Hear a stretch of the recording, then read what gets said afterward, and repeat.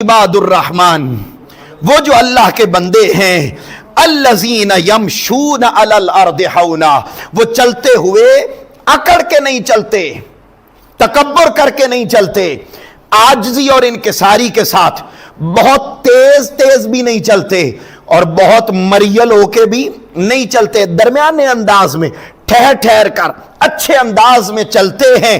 تو تاجدار کائنات صلی اللہ علیہ وآلہ وسلم نے ارشاد فرمایا، حضرت عبداللہ ابن عباس رضی اللہ تعالیٰ عنہ روایت کرتے ہیں، آقا علیہ السلام نے ارشاد فرمایا کہ اگر تم تیزی کے ساتھ چلو گے نا، بولیے کس طرح چلو گے؟ تیزی کے ساتھ۔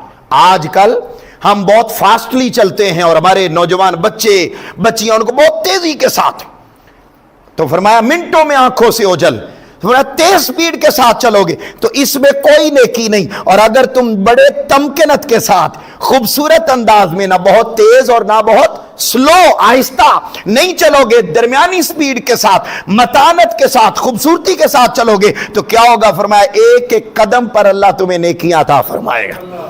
پھر دوسرے مقام پر اللہ رب العزت نے پھر تاجدار کائنات صلی اللہ علیہ وسلم نے ارشاد فرمایا، تیز چلنے میں، فاسٹلی چلنے میں، فرمایا اللہ تعالیٰ بندہ مومن کی ہیبت، اس کا روب ختم کر دیتا ہے۔ اور اگلی حدیث پاک حضرت انس بن مالک رضی اللہ تعالیٰ عنہ نے ارشاد فرمایا جو بندہ تیز چلتا ہے اور یا بہت سلو چلتا ہے، درمیانہ نہیں چلتا، فرمایا تیز سپیڈ کے ساتھ جو چلتا ہے اللہ تعالیٰ اس کے چہرے کے نور کو ختم کر دیتا ہے۔